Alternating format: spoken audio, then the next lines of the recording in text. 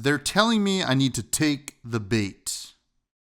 And I'm probably going to do it fresh and buds now. Fresh and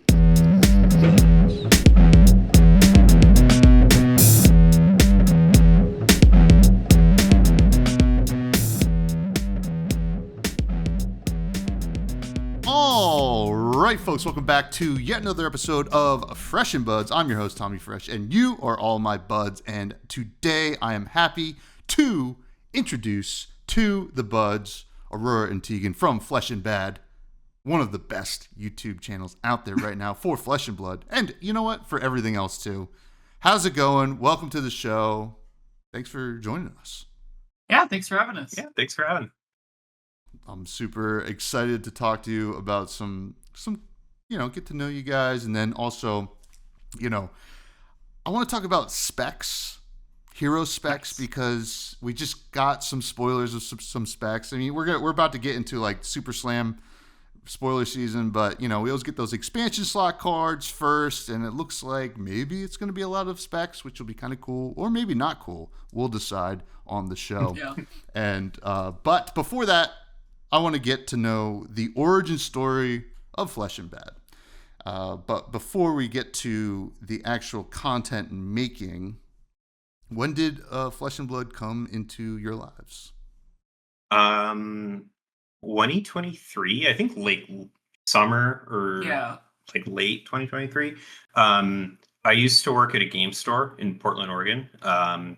And I ran a lot of the events, and one of the events I ran was like Monday Night Armory, and I felt like a jerk because I didn't know how the game worked.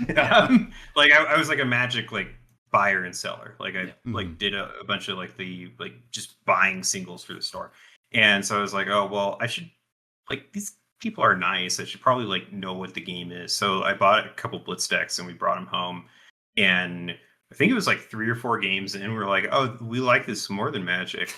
And then we got super into Fab and stopped playing Magic. I think it was also the Phi and Dromai Blitz decks. It was. Those were the first 2 products we got. And then you were like, well, we need to get more cards. So I think I went and got like a Briar Blitz deck and tried to play that too. And then she LL'd like in Blitz maybe a month after that. So it was like a short-lived Blitz deck. But yeah, then we built CC decks, and now it's kind of all we play at this point.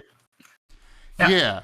I mean, well, Blitz is in a weird spot right now in general, because we're kind of on the cusp of whatever Silver Age is going to be, and but those Blitz decks is like it seems like it's the start of a lot of people's journeys. I mean, I bought the Monarch Blitz decks. That's why I got into the game, but I don't know if I remember at least recently on the podcast, anybody talking about the Phi and Dromai Blitz decks. How were they as like beginner Blitz decks?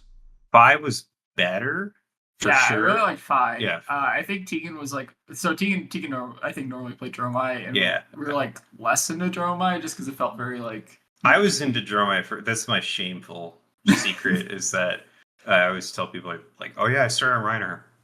I started playing Dromai like everyone else. Started around that time. But yeah, I thought they were both like pretty good. Yeah, they're pretty well balanced with each other, it felt like. Yeah, at least like when we started playing, because we didn't know a lot about how the game worked. And then like, I know we upgraded it because I got some packs. And so it's like, oh yeah, I'll put some stuff from the Uprising packs I got in there. And like, one of them was Tiger Stripe Shuko, so it's like, okay, well, that's unfair. We can try it with it, and then if that proves to be like just sucks for the other person, we can like do the normal stuff. Yeah. But that's how we started pretty much. Yeah, it was a lot of fun. I remember just going like, yeah, this game's super great. Like at Armory asking rules questions about like how does Arcane Barrier work and stuff like that, and then eventually I didn't have to run that event anymore. Like my schedule got changed and we started going to armories, and we've been pretty consistently going to armories and just playing Fab events, I think since like beginning of 2024. Yeah. That's awesome. It's been a lot of fun. Yeah. I mean, it's actually, super cool. I mean, that was a fun time for Flesh and Blood, I think Uprising was definitely, it brought a lot of people to the game. I mean, Tales of Aria was the first big wave, I think, and then Uprising, and I think MST was another big wave as well. Which we'll talk a little bit about MST because MST. You just put out a nice Zen video that I do want to talk about. But speaking of videos, right? Yeah. You've been playing consistently since the beginning of 2024. That's a year and a half ago, just over a year and a half ago. And at what point did the idea to start making content come into play for you? So I think when we originally started playing the game, we were joking about a channel called Flesh and Bad, where we're like a lot of fab content is like very serious, which is not a bad thing. Like people want like competitive deck techs and like a bunch of like competitive tips, advice, that kind of thing. But I feel like a lot of channels lack like a bit of like just like shit posting, levity, that kind of thing. That I kind of just like out of YouTube in general. So we originally like brainstormed that when probably we were playing the Blitz decks to begin with. Like early on. But then like we didn't really have a reason to make content for a very long time. I think initially created a channel called like the Kano Enjoyer. Yeah, that's the deep cut. Is the original channel when we first started? The profile picture was Kano, and the idea was I was going to play Kano games and just like go over Kano games I played, but I didn't like playing Kano on Talishar at that point because people are crazy. When you pair them, they'll either leave or like they'll play a deck where it's like cool, like I'm running 9 Oasis. So I was like, I don't want to do this. And so it lay dormant. There's still like I think 2 videos that there's maybe like 2 videos on just exist from like unlisted that we have on the channel that are like Kano Enjoyer videos.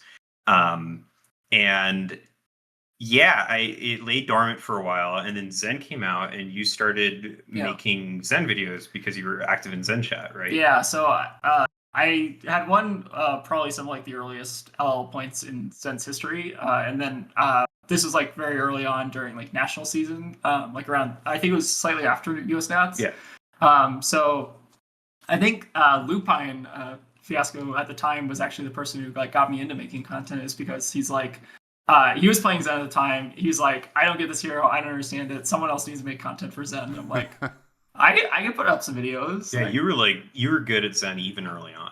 Like, you were like totally wrecking people, except for me because I was on Kano, and I think the matchup was horrible for Zen. But like you started just putting stuff up basically for Zen chat in the Purple Discord. And then we were primarily like a Zen channel for the longest time. And that's kind of basically how Flesh and Bad started. Is I remembered that idea from a long time ago, and then I just decided to make my channel basically a Zen channel with a little bit of humor to it, I guess.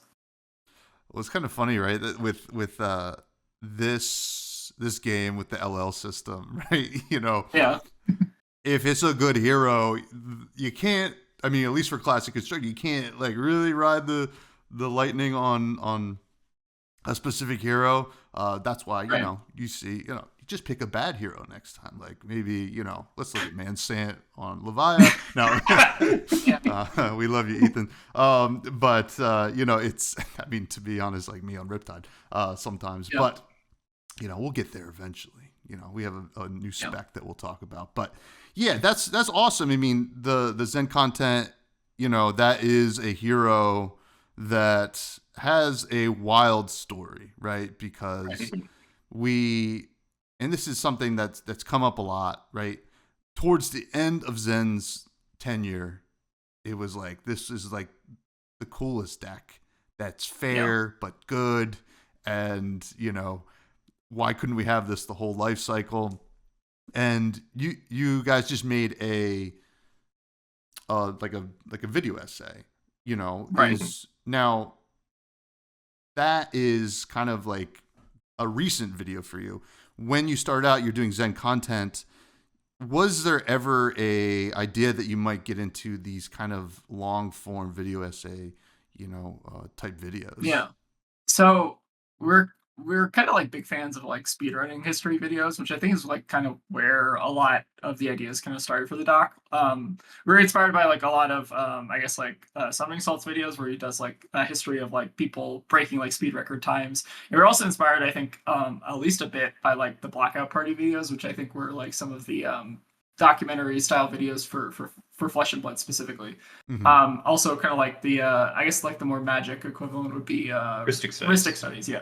So like we're inspired by like a bunch of people who are like making documentaries in Fab, and it's kind of interesting because I feel or maybe some of that content there hasn't been like a ton of it at least related to like MST or Rosetta, because like a lot of that's still like kind of like fresher and newer, right? So I think Zen was probably like one of the most impactful heroes, at least on like the direction of the game, which is really interesting. Like he basically like ate several bans, and then they had to like ban not just cards from him but like cards from other heroes as well to like slow down the game and like make it kind of like the way that it is now, which is really cool. So I guess like the reason we kind of started that Zen documentary was because we wanted to kind of like tell a story about kind of like one of the most, I guess, like pivotal kind of periods of Flesh and Blood.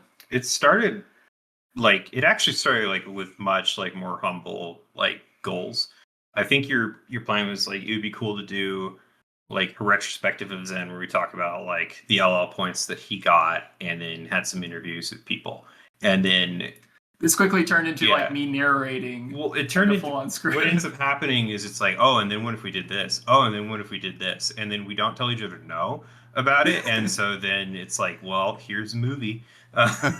Here's part one of a trilogy, and we're still working on the other parts, but we're really proud of it though. Like it's been super cool. I remember right when we uploaded it, I was like the night before, I was just watching it back, like oh god, is it good? And I was like, oh my god, this is like a real video. Like this is cool. Like this doesn't suck. I'm so happy. and then people liked it. I was like, thank God. So yeah, that's kind of like the Zen documentary story. Like we kind of had much different plans, but then like we just kept trying to make it better, and then it turned out to be really cool. Well, that's the cool thing about just creativity in general, is just sometimes it just kind of bursts out of something, right? And that's so cool to see it happen. Also, shout out, first of all, thank you for asking, but there's a little bit of clip of Fresh and Buds in the video. It's Bill being wrong about Zen. Just want to put that out there. I knew Zen was going to be good. I'm saying it now, but Bill way off. But no, I thought that was a nice little touch. So funny. There's so many people who are just like, oh no. I was one of those people too. I didn't think so. That's why I bought it actually, so I could play it longer. Yeah, you were like, this is going to be a janky Tiger deck, and I saw the ability. I'm like, that's cool that you can just tutor a combo card. Yeah, that's awesome. I don't think anyone. I thought Kano was going to be the best deck in Misspell for sure. I still think he was like better than new, but. Right when Misspell came out, we were playing, and I was playing with Kindle, and you were like, this sucks. You're like, I don't know how anyone can beat this deck. This is awful. And I'm like, this is the most fun I've ever had. Is playing, getting Wildfire to come in for 9 or 10. And it was just listen, you know what? Different strokes for different folks, because I've been on the receiving end of that quite a bit. And you know what, you mentioned earlier about, the Kano Enjoyer. This is kind of taking a step back. I just remembered the Kano Enjoyer YouTube channel, and you kind of mentioned playing Talishar, Kano. You just run into people that are upset or don't even play, or just running a ton of Oasises. And here I am. I'm just thinking, it was like, I rarely ever play a deck that seems to be good into Kano. And I always just like accept the Talishar match and just like, well, I'll just give him a free rep, I guess, and die by a million damage. But it's a lot of fun. Now, your content's certainly still evolving. What are some future plans for the YouTube channel? Yeah, our immediate plan is basically to finish the doc. So we've kind of like changed our content schedule a bit, because like we need to like devote time to the doc, and then we also need to devote time to like just like kind of our normal like more like chill kind of stuff. So we've been doing like a little mix of just like videos and streams. We're still trying to figure out like what the perfect ratio is, I guess, or like. Yeah, we used to do daily videos, which like, do you miss doing it? Because I remember feeling burnt out. Yeah, I think I got burnt out like at some point, but I was having fun with Zen, so maybe I wasn't as like, I don't know, focused on the burnout or whatever. But like, we want to finish the doc, which is kind of like our biggest priority, honestly. Yeah, I have like ideas for other fun videos. Like it would be cool to do something similar with Kano, maybe not like a 3-part video. Yeah. But when he eventually LLs, we have like in-person like content ideas at some point in the future. Yeah, I think in-person content is something we're trying to do a bit. Like, I think that's like one of the things about Flesh and Blood is like you want to try to like. I think there's maybe like a happy medium between like recording paper games and recording like Talishar games. But I think like to some extent like the soul of the game, right, is around paper. So like I think right now for us at least, like paper content recording is a lot more difficult, right? Because you have to have like the nice setup, you have to like make sure that it's not like choppy and stuff like that. So we're still trying to figure out a lot of that. We've done a little bit of it, but it's like I've filmed it on my iPhone. And we had like this makeshift like setup where we got like some Gamegenic like 1,000 count whatever boxes to like hold the tripod diagonally, and then it shakes anytime that you move the table. Yeah. So we're still trying to like figure out, I guess, a lot of like the paper recording stuff, but that's something that we're trying to incorporate, I guess, a little bit more in our channel, is just like getting some good paper stuff. Yeah. Yeah, I mean the paper stuff's pretty important, but it is very hard. So that's totally understandable. But honestly, very exciting to hear that that's something you two are working on now. You have this YouTube channel together. What are the roles? Because I'm doing everything over here, so I don't know how I would divvy up the roles of this podcast if I had somebody with me. How do you two divvy it up? Yeah, so I pretty much do like the recordings and like the streams and stuff. Like I'm kind of more of like, I guess, the front facing person, although Tegan's more front facing, I guess, on Blue Sky, which is funny. So yeah, if you're replying to us on Blue Sky, it's probably Tegan. Yeah. Like Aurora's not the one making you mad. But yeah, I pretty much do a lot of like the like actual content, and then I guess the thumbnails as well are kind of like my responsibility. And Tegan's primarily our editor. Yeah, I do a lot of the editing, like a lot of the back end stuff of like uploading stuff to YouTube, like posting about it, like essentially social media management, which is not something I thought I'd ever do. Like dealing with YouTube saying like you used 10 seconds of an Attack on Titan clip, so therefore it's demonetized, and it's like, oh great, I have to figure that out. Yeah. So like, yeah, just back end stuff. Like I'm not a huge fan of like being on camera actually playing games. I feel like I'm not great at narrating like my gameplay. I've tried it, and like I don't know how she does it. It's so hard. I mean, it's hard, difficult. Yeah, I feel like maybe that's one of my strengths, is just like talking through my plays and stuff. I think that's a lot of fun, at least for me. And then for the Zen script, you wrote it, and then I've gone and like done editing on it and like given feedback and stuff and help with the outline and whatnot. But it's essentially like content creator and then like editor. Yeah, that's kind of our jobs. Yeah, which is nice. Like I know a lot of channels don't have the ability to do that. Yeah. It's a lot to balance, and like it's like some of that stuff is really hard to do when you're trying to do the other stuff. So that's really cool. To hear that it makes sense. Those roles kind of like go hand in hand. Like the editing and the social media stuff, that totally makes sense, and then kind of being the front face makes sense as well. Now, arguably now's the most important part of the show, where I'm going to be hitting you with ambush journalism. where I'm going to ask you some of your favorite cards in the game. Yeah. And this is the fresh faves. Let's do it. I'm going to go. I haven't had 2 guests on in a while, so I'm going to think about how I'm going to do this. I'm going to go Aurora. Yeah. Who is your favorite hero in Flesh and Blood trading card game?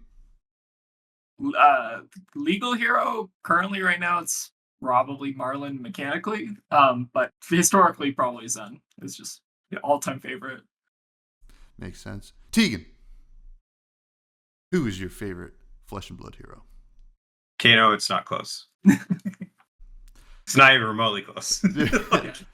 I think I felt those answers coming based on the conversation already. Now, moving on to weapons. Aurora, what is your favorite weapon in Flesh and Blood? I thought about this a lot. I'd honestly probably have to say... I'm not going to say the cop-out answer of Kakara, but I think maybe my second answer is Searing Emberblade. I kind of like that card a lot. It's like they're like the same thing, same math. They kind of are the same. Yeah, I like good math on weapons. It's nice. Tegan, what is your favorite weapon in the game? OG Luminaris. So, I played at our the first LL skirmish that they did that we went to. Everyone locally was talking about playing Icelander. And like the first time I ever brought Icelander in an army, I appeared in like 2 prisms and died, and it was awful. And I was like, oh, there's gonna be like 5 people playing Icelander. I'm gonna like show them how bad that is. So I brought new Prism with old Luminaris and like made finals and lost to Aurora in the finals. Who's playing like full Bond Zen with stubbies, and I was just like, oh man, like doesn't this suck? Like I don't even know how to play the deck properly, and I'm still winning. It was great. It was so much fun. I love that card. That's awesome. That's awesome. Aurora, what is your favorite equipment in the game? Tough one. I think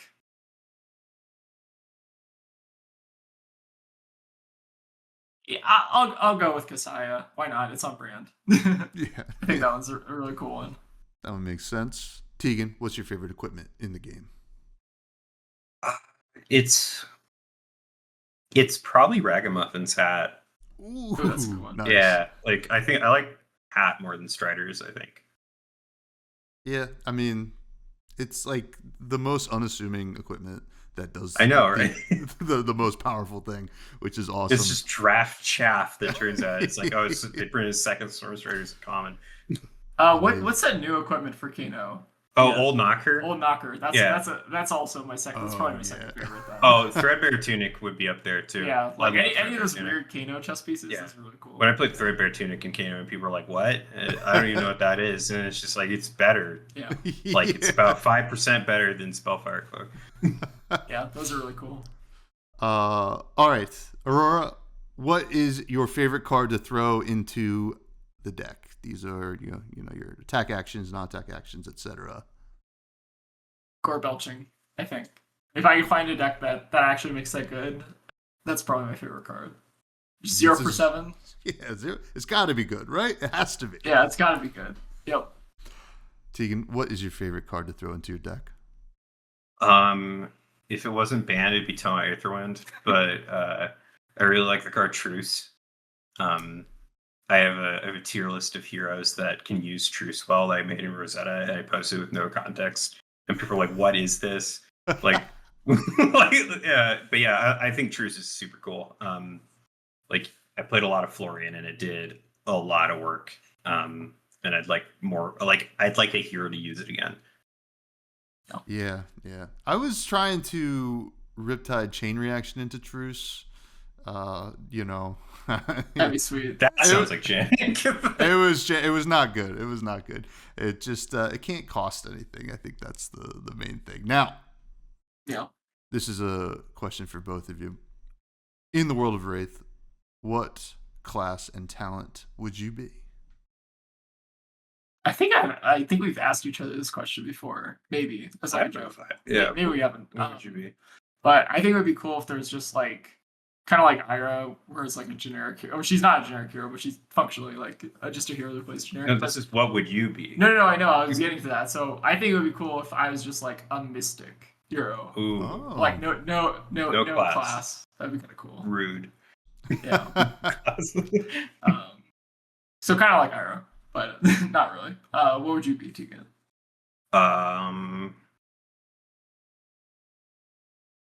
Wizard something. Light wizard would be cool. Shadow wizard's so obvious, but like it makes me sound like really edgy. But light wizard would be cool. Yeah. You know what? Maybe light wizard is the edgy one. Come on, that would be neat. Those are good. People would hate that. Mystic Guardian, I think would also Mystic Guardian would also suck. Oh well. Cool. I mean, Shadow Guardian, I always thought. Even Light Guardian would be pretty wild with some of those. Light Guardian would be cool. Like Light Guardian would be cool. Yeah. I can see that. Yeah, that'd be really good. I'd love to see Guardian with Carrion Husk though, just to see. To see. Just to see. Could be good. Yeah, it could be. But then Blood Debt. That's a balanced mechanic. Now, in your estimation, what is the greatest set of all time? By whichever metric you want to answer this. That's so hard. So strongest set of all time. That's even a better question. There are a lot of the greatest set. I'm gonna make a lot of people mad and just say part the Mistveil. Yeah, it's probably like the most. That's when I was having the most fun. Okay. I think, but my favorite set's probably like Arcane Rising. If I had to like pick. Yeah, I think Mistveil is like very good, but I think it introduced a lot of like kind of toxic things that people maybe didn't enjoy as much. So I guess for my answer, I'd honestly probably say I was initially kind of an Arya hater, but I feel like I've come around on that set a bit. I feel like that set was kind of mechanically very interesting. Yeah, that set was doing a lot. I think Mistveil is not a bad answer. People have answered that for big limited junkies were like, super fun limited set. So good. I don't know if it's the best, but at a certain point, it definitely was. It was very powerful. There's no doubt about that. Yeah. And also flavor wise, it's very, very cool as well. Yeah, the feeling of like the heroes in the set, like when you play as Zen, you feel like you're like the mystic heroes feel like mystic heroes. It's very cool. Like I think they like flavor wise, they like absolutely like slam dunked it. Yeah. I have a favorite set to open packs of is Dust Till Dawn. Yeah. Oh, okay. Because Dust Till Dawn has like I think like the highest EV out of any of the sets. Yeah, Tegan's. But also like the Marvel Angels are so cool, and I still have yet to open one of the Artist Brews, but at some point I will have opened enough Dust Till Dawn where I get one. Yeah.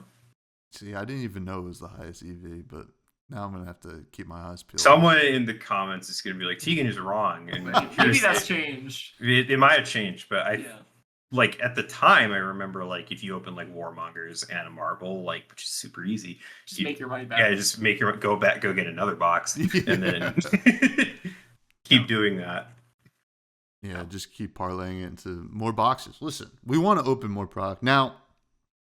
We're also going to be opening a new set soon called Super Slam, and I kind of want to talk about the specs because we just saw a couple specialization cards get spoiled, and something that's been brought up on this show, whether it's by listener questions or guests, is that we need more hero specializations. They're cool, no doubt, and it's a great way to kind of support underdog heroes as in a both practical and flavorful way, I would say. So, like, I saw those specializations, and like, the two expansion slots we've seen so far are specs, and we also saw the Alpha Instinct from the Rhinar deck, which is coming, a couple months down the road. But it's worth talking about because they are cool. How do you feel about seeing more specs getting added to the game? You want to start, Tegan? I can start. I think it's cool. I have like a weird contrarian opinion, I guess. I think like the only heroes that really should get specs are like non-talented heroes. Not like as a rule, like it's totally fine, but like so like Acilio is an example that we were talking about like just before the show. Like Acilio has a bunch of specs. Like he has his literal specialization, Sigil of Brilliance, but then he also has a bunch of Lightning Wizard cards. And there's no other Lightning Wizard. Like you're only playing that if you're Acilio. So unless you just want to buff Shiana, like that's fine if you're talented. But like for generic heroes that just don't have a talent, like yeah, I think having something that is like made for them like is useful. Like I mean Riptide. Riptide's like the spec master, right? Yeah. He gets a new spec, that, like right? he gets a new spec every day. Yeah. But then like yeah, the Kasai spec of like a react that on hit makes the Centauri Sellsword, it's like that kind of I think opens up like avenues to play for her that you otherwise wouldn't be able to unless you were like willing to give other heroes in the class Centauri Sellswords, which I don't think they should have that. Right. Yeah. Yeah, I think specs are really good. I'm kind of a fan of them. I think there's like a trade-off in game design, right? Like where you're siloing a card to a specific hero, so you like you're buffing you're eventually kind of getting around the like Bonds of Ancestry problem, right? Where it's like you don't have to worry about this breaking in the future because like it's only going to be in this hero, you can kind of control it in that way. So there's like a trade-off there, which is like good that you get to kind of like limit it to the hero. The only downside is obviously there's like a limited amount of printer space and there's like a fixed amount of heroes, right? So like if you can't maybe print a spec for like everyone in a set, maybe there's not enough room on the printer or whatever. That's like I think the fundamental trade-off. But I do think that long term, I feel like specs tend to do a little bit better, at least like player reception wise, than like non-specs. Because I feel like what non-specs do, especially if they're just like generically very powerful, is you end up basically homogenizing a lot of the heroes, right? Like like you see, I guess with like Bonds of Agony, right? Like you basically play that in like pretty much every assassin deck. Like well, the big one was like, well, these new assassin cards came out and people were like, how do we play this in new? Yeah. And it's like, oh, okay. So it's kind of like yeah, I feel like there's trade-offs, but I would say overall long term, I think there's a lot of benefits to having specs. The only like real downside with specs, and I think in one of the parts in the doc coming up later, we talk about like why wasn't Sacred Art a spec? It's just like word space. Yeah. So like having like Jarl specialization takes up a line that could be used for like rules. So like that's like one other like issue with it is at some point you kind of want to hopefully have like the card have more text that actually does something in the game other than just like lock it to a hero.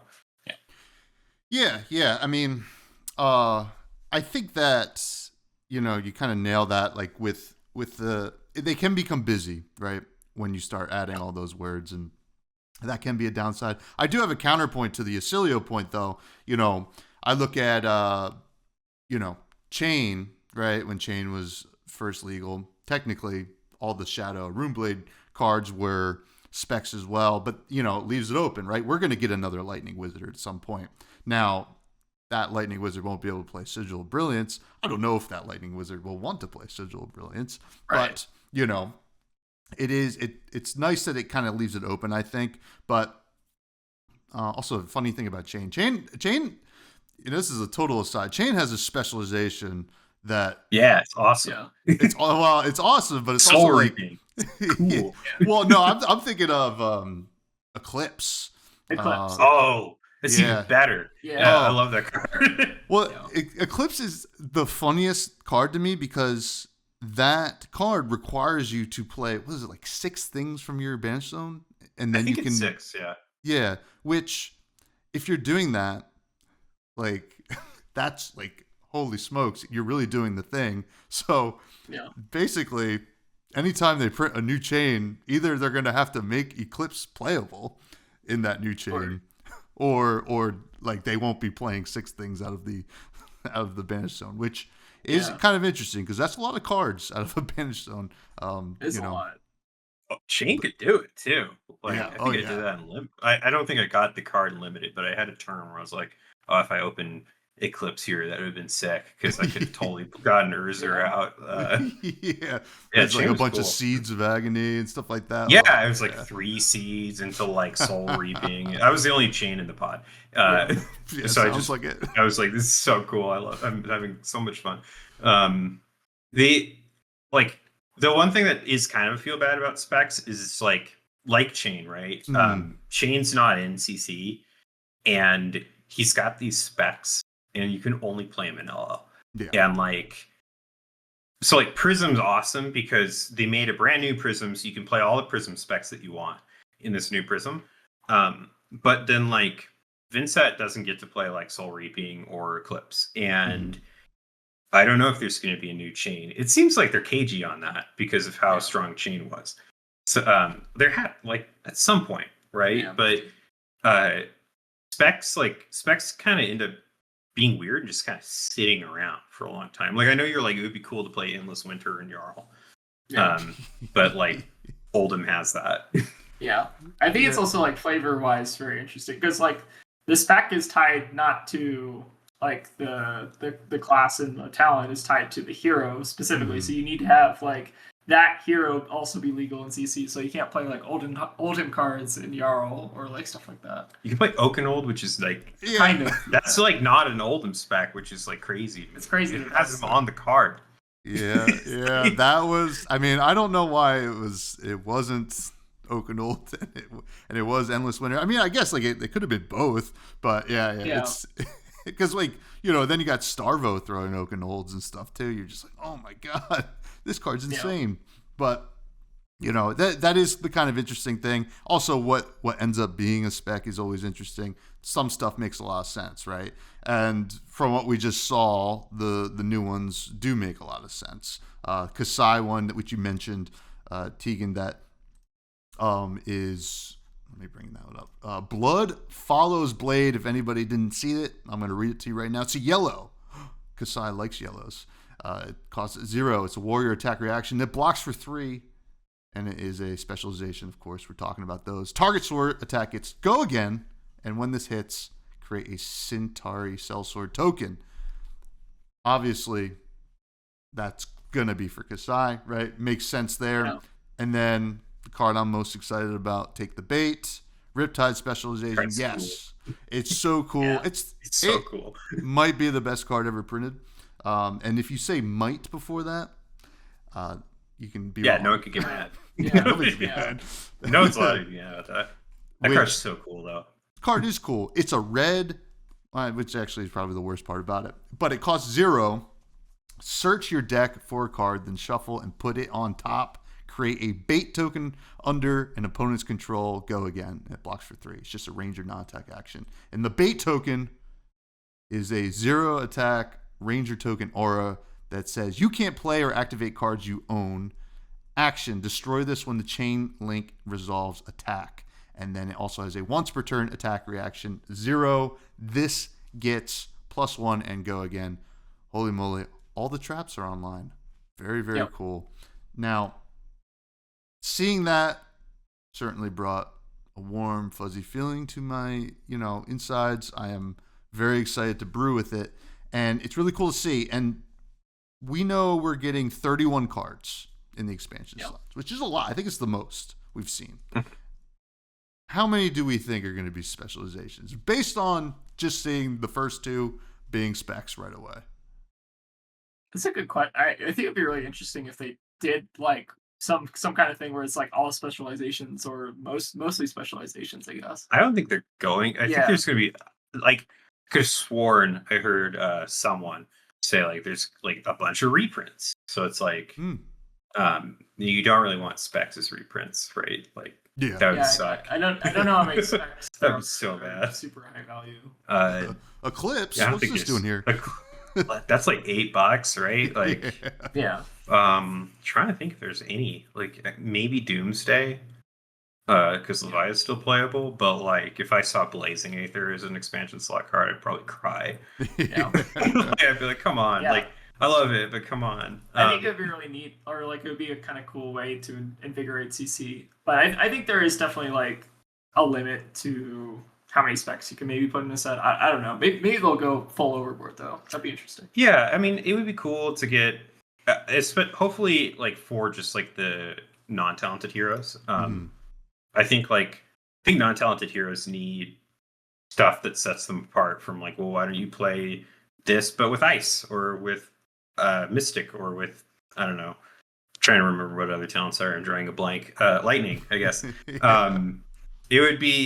It would be cool to see like specs for, you know, heroes where they don't have access to like this whole other elemental or whatever card pool and like need a little bit of extra. Like it's cool that like Kasai and Riptide are the two that have been revealed right now, because it's like, yeah, like both of those heroes like could use it. Like there's always the Riptide just needs one more spec joke, and then he's like perfect. We're right there, folks. Just one more, right there. Yeah. We have a good friend who plays Riptide, and Riptide has to have the biggest spec card pool of all I think he does. I think it's like Riptide be. and Viscerai is right under him. Yeah. Yeah. But yeah, I'd like to see. Good. I'd like to see Kano spec. Yeah, that would be pretty neat. I mean, that brings me to my next question. Which heroes do you think really have the most benefit from having a spec, you know, specifically from this set? As a Jarl and Marlin player, which are two heroes that are like okay, but like not doing super great in like the current meta, I think both of those heroes could have like, I feel like there's a lot of like flavor design you could do with the spec. Like maybe make like a spec Harpoon that's like kind of more above rate than what she has, or like maybe give us like a Ice Guardian card. I feel like a lot of their card pools are like a little shallower. I guess Marlin was just released, but Jarl's been around for a while, so I could see Jarl maybe getting the spec, especially if it's more like a Guardian kind of brute set. They should print a spec for Kano that like breaks him and pushes him into LL, and then he like is good for LL, so it's just like clean up Arcane Rising. Tegan is very Conversely, though, I don't think Betsy and Olympia would benefit from more specs. I think they need like a more structural change to their card pool than just like, here's the thing, Betsy. Yeah. Them being intended for limited and like being scaled up to CC kind of has really hurt them a lot. And like, I don't know, they really do need to like, if they want them to just like, unless they want them to just languish at the bottom of the LL board forever, they need to like, I guess, design something around how they work a bit more. Wager's kind of weird as like a CC mechanic, though. Yeah, it certainly is. That's a, you know, those two heroes. You know, I think Betsy, we could see do something if we maybe got a weapon, whatever that pole is, and Olympia. I mean, Olympia is weird because like Up the Ante is such a powerful card, and you're just like, man, I just want to make that work. And then, so here's the hot take: I don't like that we got the go to the Golden Anvil card. Yeah, I think it's cool. I think like, but that is just not what Olympia needed. Olympia needed more like power. I felt like, and not just more defensive options. It's kind of a weird card too. I don't exactly see flavor wise like how it's like translates to Olympia. Like Goldmane Estate like totally makes sense, right? Yeah, it's like I'm gonna go see my dad. He's gonna give me money. But like Golden Anvil's like, I guess it better get suited up. Like I don't know. I don't see the gladiator vibe that like Olympia has with that. Maybe if they were to give him something like a little bit different, I don't know. But he needs more than just a spec. Yeah, like he needs like a whole set. yeah. I think Olympia's gonna be waiting for a bit, but now, Aurora, I got a question for you as a Marlin player. Yeah. If you were to get something from these expansion slots, would you prefer to get a new Harpoon or would you prefer to get a new cannon? That's a really good question. So I feel like there's a couple issues, I guess, with like Marlon's kit right now, or like at least how it like plays into meta, right? Because you have like Slippy is obviously like the deck to be right now, whatever. But if you like compare like Slippy's core game plan to like Marlon's core game plan, they're very similar, right? You want to send like a disruptive attack, but Slippy just does it better, right? Because you get to put it on go again, and then you get to like threaten a bunch of other things. So like what I would like to see with Marlon is just like you have to have like some risk when you're playing a Marlon hand, right? Because like you need like a 2 to 3 card hand to function, right?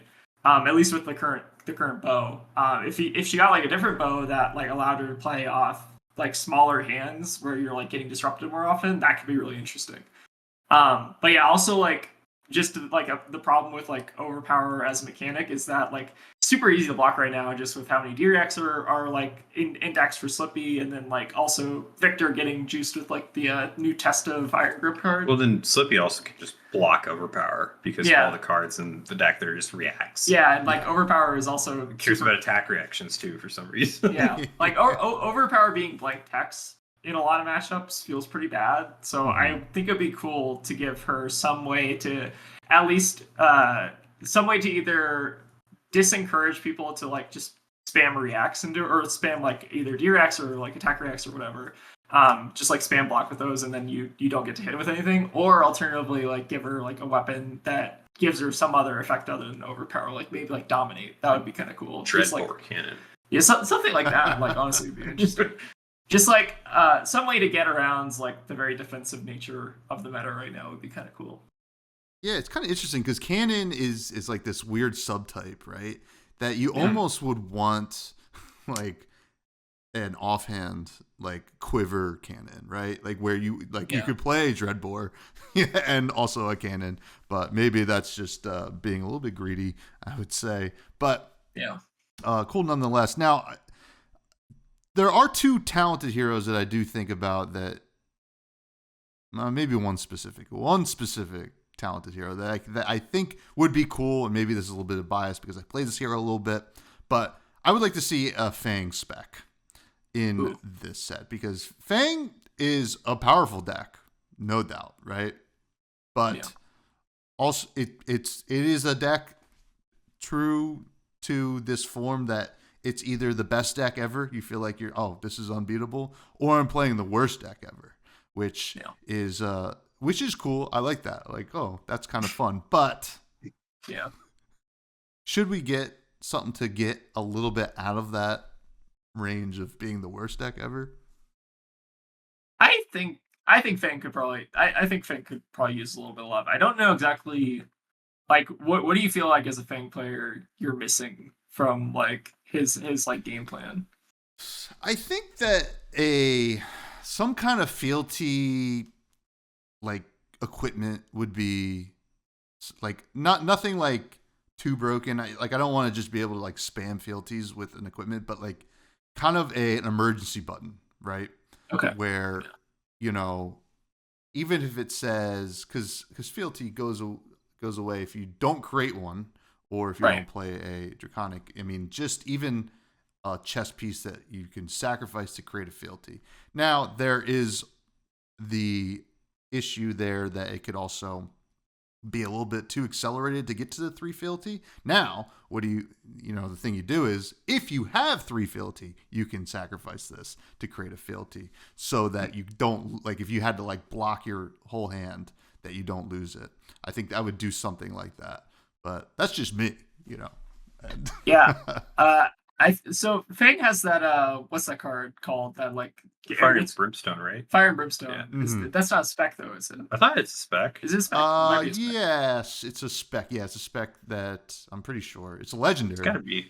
Yeah. I think it would be cool if there's also like a fealty payoff, like if you make it to like 8 or 9, like it feels like Fang suffers from a problem sometimes where he like has a ton of fealty at the end of the game, doesn't have like a great way to use it sometimes. Like maybe some card that like scales in damage based off fealty would be kind of interesting, like a finisher. Yeah, like they already kind of have Hunt's End, but like what if there was like an X type thing where it's like buff your dagger by X, right? Because the amount of fealties that or like fealties that you like break before playing the card or something like that. Yeah.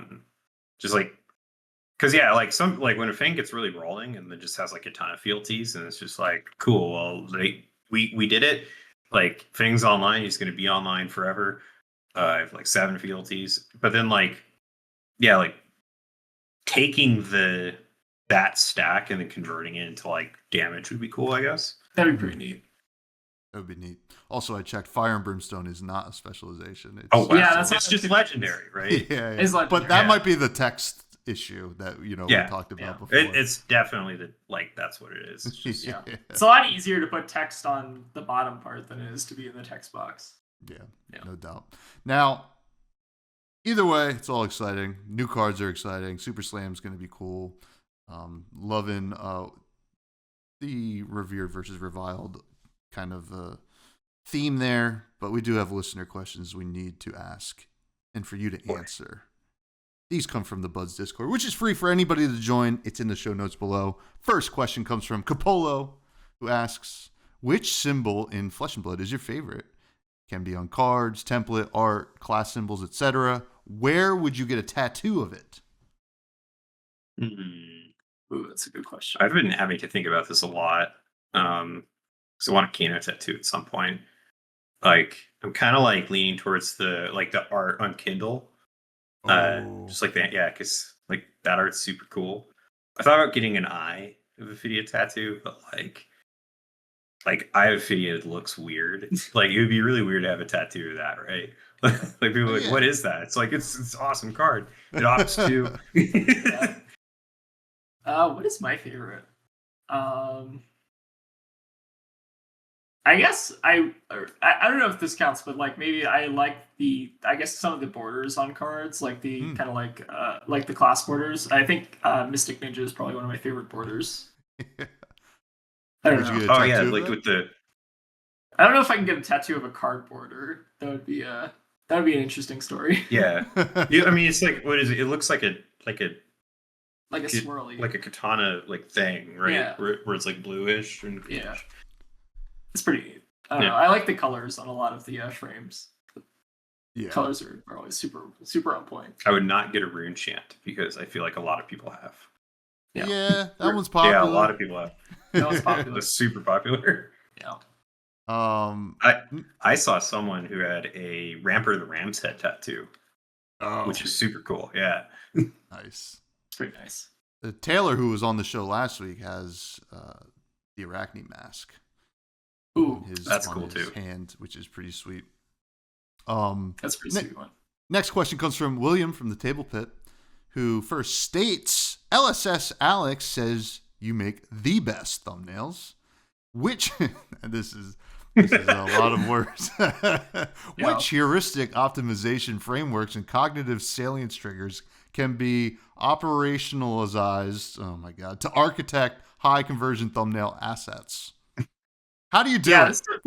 This is a really good question. So people like our thumbnails a lot. I guess how I start with a lot of thumbnails. So before we even like make the thumbnail, a lot of the time we'll record the content first, and then like that will kind of inspire me to like think of a joke or something. But a lot of the thumbnails just start with jokes. I think. Yeah, you try to make me laugh. Yeah, I try to make Tegan laugh, basically. Yeah, if I'm like, that's really funny, like that's where we go. Yeah, so I start with a joke, and then I try to like condense that into something that's like a little bit more like I guess meme kind of esque, or like something that makes like sense for the video. And then sometimes you don't do that. Yeah, sometimes it's like completely random. Like I think we had a thumbnail caterpillar. Yeah, I played against Alexi in like LL, and then I had some weird cognitive thing where I turned her into the very hungry caterpillar, and that was you're like, oh, her hair looks like that, and you're like, this is the thumbnail for today. I'm like, what is this? Like, I watched this whole video in editing. What does this have to do with anything? You're like, it's funny. And I'm like, it is funny, but I'm like so confused. So most of the time it just starts with a joke, and then we just try to like basically turn it into a thumbnail, make it a little bit clear, and just I don't know. I kind of like to have just a little bit of fun with our thumbnails. Sometimes it'll be like if we're into like a movie or a show or some other thing. So like there was a period of time where like we had just like seen Megalopolis in theaters, So we had like, It's like we had one just that was a fever dream. That movie's awesome if you could see it in theaters. So we had like one of like Zen, where like it's a megalopolis and like if you haven't seen the movie, like you'd be like, I don't understand what is going on with this thumbnail. But like and then there was like a period where we watched like Dune 2, and then we're like, let's make Zen into Paul Atreides. Yeah. Oh man. We have I feel like we watch a lot of movies, so that I think also contributes to it a bit. Megalopolis is a one hell of a movie to reference in a thumbnail. That one is It's mostly just like we're doing it to make ourselves laugh. Yeah. And then like if other people find it funny, that's awesome. Yeah. But like we find it funny at least, which is like the most important part. Yeah, for sure. If you can't make yourself laugh, what are we doing? You know, I mean, I get it. Yeah. Next question comes from Darth Prentice, aka Greg, who asks, I'm gonna need to know what each of their favorite fab shitpost is. Why don't you go first? I like a lot of. I've seen like some of the Tech Levasin. There's a guy who does like Tech Levasin memes. I like those. Those are funny. Those are pretty funny. Yuto also has a couple good thumbnails. He does some good work. But yeah, I feel like they often give us some pretty good fab shitposts. My favorite one is one I actually did today on Blue Sky. You can get mad at me if you want, but I wrote I started with posting like I want everyone to be mad at me. And then people like Lupine responded, and then I quoted it, and Aurora told me not to post this, so because I didn't want you to make the Acilio players upset. So it was like I saw something about Acilio, and Acilio drives me crazy. I don't like the deck very much. Like I was disappointed. Like I was hoping it would be something else, right? But I told Aurora like Acilio players remind me of people whose favorite anime is Avatar: The Last Airbender, because it's not an anime. And so I quoted Lupine and said like, yeah, Aurora told me not to post this because people think it'd be her, but I was going to say Acilio players remind me of people who think Avatar: The Last Airbender is their favorite anime, but I'm not going to post that. And then and then Aurora's like, I'm like, I said I wasn't going to. Yeah. So Tegan likes to start fights is basically. Yeah. I've started a lot of fights. I've had people get really upset about like stuff where it's like, oh, you fell for it. Mm-hmm. Well, I think I did one once where I was like, people were arguing about what's Verdant's favorite into, and like I think like Aurora was like talking in the Verdant's chat in purple, and I just like hopped in and say like Verdant's isn't favorite into anything, and then like 3 people were like, that's not true, and I left. I was like, I don't care. I'm not gonna. Goodbye. Goodbye. You're bad. Goodbye. Tegan likes to stir things up. It's so fun. That's all right. That's all right. Listen, if the Acilio players could read, they'd be pretty upset. So, you know. Also, Darth asked what your favorite generic. I think he meant generic card. Generic card is bonus points if it blocks for 2. Ooh. Favorite generic, probably Tome Final for me. Ooh. Or no, that's wrong. Potion of Deja Vu, which should give more points because it blocks for 0. I forgot that's a generic. Deja Vu is pretty cool. It doesn't block at all. Yeah. What are my favorite ones? I do Gore Belching, right? Gore Belching is a pretty good one. Doesn't block for 2, but it blocks for 0. I think Sunkissed Moonwish is also just neat from like a casual like perspective, I guess. They should make a spec that breaks Sunkissed Moonwish. That'd be kind of cool. I feel like there's a lot of there's a lot of like old Welcome Rate stuff that's really interesting. That's Arcane Rising. Oh, that's Arcane Rising. Yeah. All the good cards come from Arcane Rising. It's true. WTR actually has like Rifting also. Rifting. That's also Arcane Rising. That's a banger. Rifting's awesome. WTR has like cards that are neat, but like Arcane Rising has cards that are like actually really cool. Mm-hmm. Like so many of the cool cards in the game are just like Arcane Rising stuff. It was a good time. I have a new favorite generic card that I'm going to be playing this weekend. Jack Be Nimble. Nice. Oh yeah. I think that card's awesome. Is that the one that steals an item, or is it the one that steals an ally? That's the item one. I felt like, I was playing Nimbleism in this deck already, and I was like, well, 0 for 4 that might steal something good. I don't know. Is this in Riptide? No. Okay. Yeah. I like technique. I like that cycle a lot. It's really interesting. Yeah. Let's keep like eventually they're gonna have a deck that can just solely operate with 9 nimbleisms and a bunch of other cards, and it's gonna be sick. I just can't wait. A question from Dead Summer Art, which this could also be kind of like an answer to the last question, but what is a bad card that you wish was playable? Ooh. I feel like Shifting Winds of the Mystic Beast is as a card that is like currently not playable in anything for legality reasons, but also if they printed a Mystic Ninja, might not even be playable. So I don't know. That's one of my favorite cards. At least in like old bonds, and that card was really cool. For me, it's Absorbent Aether. If Absorbent Aether amped and also turned on Waning Moon, it would be like perfect. That'd be like so much fun. But as it is, it's kind of like this brick off the top of Kano that sucks. And it doesn't buff Waning Moon, and it doesn't. Yeah, like I don't know. It's it would be a lot cooler if it was like good. Yeah, that's pretty answer. Yeah, Wizard D-React. That'd be sick. Or if you could play it off the top of Kano. Oh, that'd be sick too. You're like cool, vanishes and like play it. Like that'd be so cool. Very sweet. Mine is also I guess technically not a Mystic Ninja card, but it was printed, I guess, for Zen, but it was Territorial Domain. I think that card's so sick. But yeah, there's a lot of cards.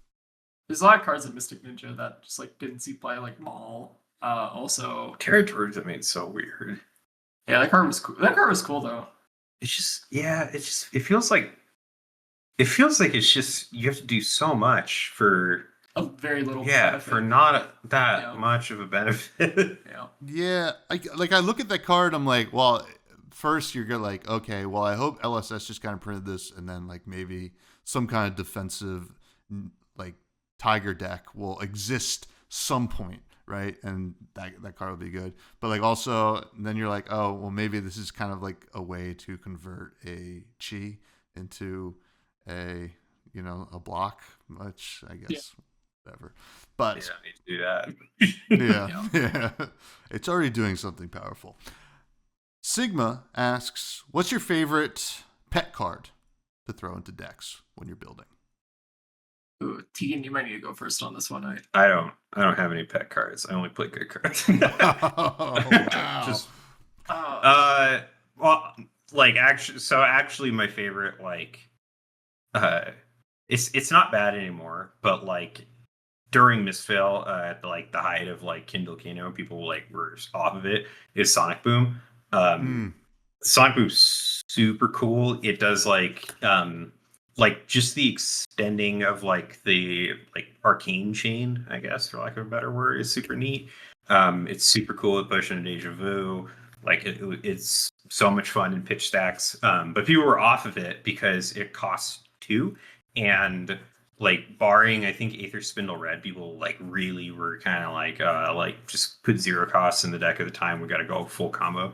But I still ran 2, I think, just because it's no, I like the card. It's so much fun.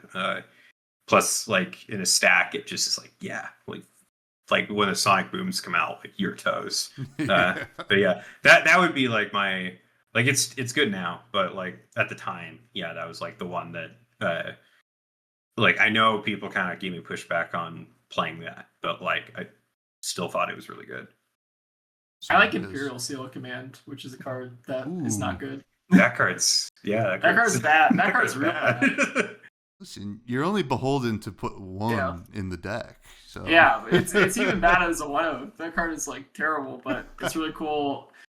The hypothetical scenario is really cool, where you play it and then you get your opponent to IP3 and then they can't block anything. Is really awesome. Yeah, that's the best case scenario. That I've never got to happen.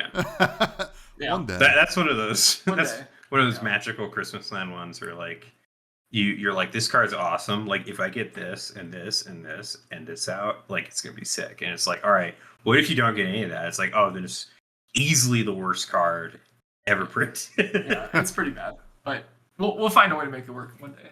Yeah. Awesome. Well, this has been a lot of fun. You two have been excellent guests, and you are making some great content. So I want you to tell people where they can find that content and plug anything else you like to plug. And thank you again. Yeah. So we're primarily on YouTube and Blue Sky. Yeah. Just on YouTube and Blue Sky. Yeah, I think we're just at Flesh and Bad. And then we post like pretty much, we try to do it like every other day. Basically. Yeah. We do mostly on YouTube. We have a Patreon, which we mostly use for like updates. Like everything, we always say like, yeah, everything's free. And like, I started that just so we could like tell people what was going on with this NDoc. Although if you sign up, you can have some. You could get one of the ugliest playmats. Yeah, you can have some garish, ugly playmats and sleeves on Talishar to just psychologically damage your opponents. And then we're on Blue Sky. We don't have like a Flesh and Bad Discord because I don't think either of us want to moderate a Discord. Yeah, it seems really hard. And we don't have a Twitter. But yeah, so you can find us there. And then we both post on like, I think you post more on the Purple Discord. I don't, but like if you see us there, like say hi. Yeah, for sure. And thank you so much for having us on. You also are putting out some really good content as well. Oh, awesome. Well, listen, if anybody wants to see more of my content, check me out on YouTube, Discord, mostly on Blue Sky these days. Check out the Buds Discord. Please check that out. And then I have another podcast I'm doing with my cousin called Fresh Juice, where we talk about indie video games. I don't know if we're going on a hiatus because his baby's due any day now. So we'll figure that out. And maybe you can get some solo Tommy Fresh content over there for a bit. But Aurora, Tegan, I like to end every episode talking about food because I love food. Can you tell me some food you want to talk about? We just made some really good food tonight. Yeah. It was my first time doing like the not prep portion of it, but we make like this there's like a name for it in Thai, right? But we don't know. I think it's like pad cow. Pad cow or something. It's like very spicy pork. Yeah. And it's delicious, and it almost always like tear gases the entire room. So I was cooking it today, and then like our cat came into the computer room while Aurora was at work, and then I just hear her start coughing, and it's just like, oh god, like it's so annoying. It's delicious though. Yeah, so that's been one of our favorites, and then we just like Thai food in general. Yeah. Thai food's great. We also make like fancy red wine stew, which is that was this weekend. That was really good. Yeah. That sounds good. It's super. It's like not hard to like. You get like a chuck roast and just dice it up, and then you get a bunch of like good vegetables and do stew things, and then we use a whole bottle of red wine and like a whole thing of beef broth or beef stock, and then just like let it go for like 3 hours, and by the time it's done, like the meat will just like melt. It's super good. Very good. Oh, I'm hungry, but also Charmer. Normally we would have him on, but I don't think we're gonna have time this week. That's all right. We'll get to him eventually. Thank you, Flesh and Bad. Thank you, everybody, for listening. Thanks again. Everybody, please stay fresh.